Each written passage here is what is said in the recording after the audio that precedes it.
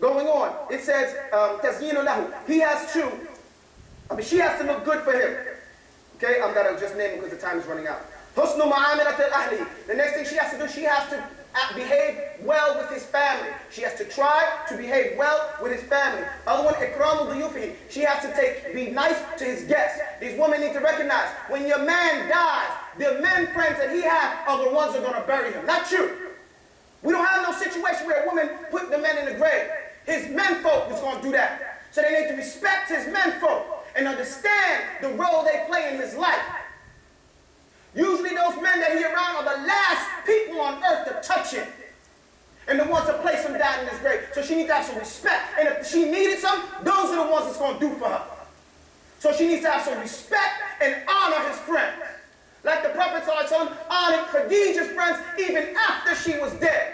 He used to send them gifts to her friends after she was dead.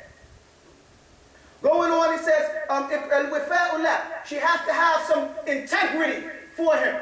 We have the story of Darda. Abu Darda was a Sahabi and Darda was a Sahabi. Abu Darda died first.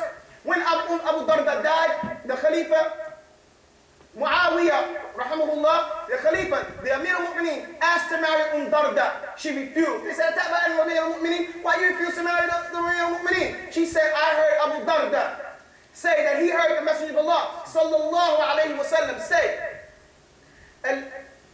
Al-mar'atu li-akhiri azwajiha. The woman goes to her last husband.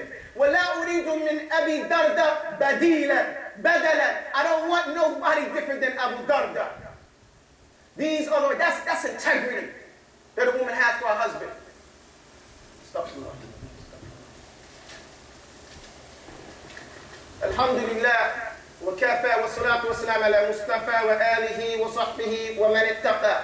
All praise belongs to Allah, and that's enough for us to understand. And the salatu wa salam being the best of those sent, the chosen one, Mustafa, wa alihi, his companions, and those his family, and those who follow him to the last day. As for what follows, we're just going to go down what the rights of the women are. And I'm sorry, like I said, it's a very long bab, but I'm going to try to bring it all together. Al-mahru. The first right that the woman has is to get her dowry, to pay the dowry, and she's supposed to get it, and not her family take it. But if she gives it to her family, that's her right. But it's the men that's supposed to give her dowry. The Prophet ﷺ said what could mean that the marriage contract is the most important contract you make after your shahada. It's a very important contract because things become lawful for you. So you better, if you don't, you have to fulfill that contract and give that woman what you offered to give her as a dowry. The next thing is nafaqah. You have to provide for this woman. You have to give her what is ma'ruf. And to live with her in what is well known. What is well known from a person from your status to a woman from her status in the country that you're living in. This is what nafaqah, providing provisions are. I can't provide for my wife like I used to provide for her in Mauritania, like I do in New York. Crazy. The money that I use in 1 month here is what I could use almost for a year in Mauritania. And you guys know that.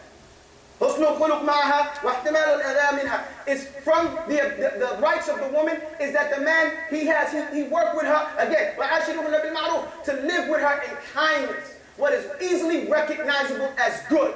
We have the story of the Prophet ﷺ when Aisha was annoying him and he was arguing. The Messenger was arguing with his wife. Abu Bakr walked by. He heard what was going on. He came and he tried to beat up Aisha. Abu Bakr talking to the Messenger of Allah like that. He tried to get with her. And then the Prophet ﷺ jumped in between. He jumped in between Abu Bakr and Aisha. And he pushed Abu Bakr and told Abu Bakr to leave. So Abu Bakr left. He turned around and said, you see how I saved you from that man? He said, see how I saved you from that man? He was going to jack you up. In the language, he said, he was going to take care of you. And I saved you from him. And they started laughing. So Abu Bakr's outside the door. He comes back in. He said, Ashrikuni, join me in this silmatakuma. Bring me back in this peaceful time like y'all join me in that harbikuma. He said, make me a part of this happy time like y'all made me a part of the war. You know, and they all, he said, we already had, and all three of them started to laugh, right here. But this is showing the husnul khuluq, the beautiful character we're supposed to have with our wives. The Messenger of Allah was grabbed by a desert Bedouin until his collar was like red. You know how you get like a little bird right there? But he was cool with it. Small thing to a mental giant. We have to be that with our wives. We have to take it easy. Don't be so serious. Don't be too formal, as they say, too official. It's your wife. It's your wife. The wife of Abu Bakr was pounding on his chest. That story where they say when the man came to his door, if you read into it, she was punching punching him. Because Umar's a big guy. She's hitting on him and yelling at him. He didn't do nothing. You tougher than Umar? You worried about it that much? Your neighbor's going to curse? Everybody's hearing this from the Amir al-Mu'mineen. He said, no, she cleans my clothes, houses my children, takes care of the house, feeds me.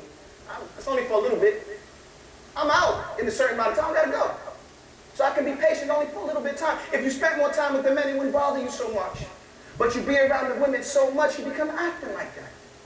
Getting petty like that. Sensitive. Super sensitive. And the Prophet said, "La tahassasu." That's why we don't see people hanging out in the masjid hour before salah. Home, sitting with them. And then the Sahaba used to hit the bed. So now, we know what you're fitting. Trying to get me to stay here. And Umar used to look down on them and spend too much time at home with their women. It's supposed to be time for this, time for that. Going on. And Yazina, he's supposed to increase on being gentle with her and playing with her. The Prophet ﷺ raced Aisha. He played with his wife. He used to go to his wife Sauda's house and laugh with her every day. Laughing and joking with her. And this is the woman he didn't give her her knife. She gave up her knife. But he still would go over to her house every day and laugh and joke. And she was very funny. Very funny woman. So it says that he's supposed to do more than just be nice with her. He's supposed to play with them. Women like to play. She said actually, that he shouldn't play with her so much so that she loses respect for him. And that she forgets that he has the last word in the house. So there should be some times where he doesn't play but so much. We used to say back in the day, and we'd be cool, but you're going too far. And you get a little serious. Being serious sometimes, there's nothing wrong with that. There's nothing wrong with that. Here it goes. That's from her rights for you to do that. Why is it from her rights? Because it helps keep her in check. Keep her in check. And some guys still, I'm going to say I'm keeping my wife in check. Keep her in check. That keeps the fitna off the rest of us. Then it goes over here, see, this one here says that he's supposed to be jealous for her. He should be jealous for her, and he should go to Ityanuha fiya. I don't want to say it. Well, actually, it says it. He said, go to his wife and have intercourse with her. That's from her rights. That's what he should do. And if you need to go work out, then go work out. If you got to go take the Viagra, take the Viagra. The ulama say this is good because it helps keep the ummah healthy and keep the ladies happy. So this is her right. So you have to do this thing. Even, and it goes further, and like I said, Allah's not scared of the truth. Even a man came to the Prophet and said, can I have intercourse with my wife and not ejaculate? The Prophet was leaning on Aisha. Aisha was standing behind the Prophet, and the Prophet was leaning on her, and he said, yes, I do that with this one here. Showing what can be said and what cannot be said. And there's authentic narration. No disrespect. Allah is not, Allah is not afraid to give the truth. And the Messenger of Allah, there is in the Messenger of Allah a good example for you. A beautiful example for you. So we need to do those things that's going to make our families happy. Put a smile on their face. Then it mentions here, 3 people will never enter Jannah. And as a proof of this. And one of them is ad-dayyuth. Ad-dayyuth has been described as a pimp. The ulama describe it, and you know what a pimp is. You in New York, you know what a pimp is. But here, in the language, ad-dayyuth is a man that lets his woman run around naked. What's naked? Her feet all out. Man, want to see your wife's feet? The Prophet ﷺ told Aisha, I don't care what country you come from. Islam is Islam. That's the real. Keep your culture. As long as it stays within Islam. If not, leave Islam and follow your culture. See where it gets you. That's word. Because a lot of people want to follow their culture. To hell with your culture. That's where it's going to take you. Anything besides Islam is nonsense. So take it the way you want to take it.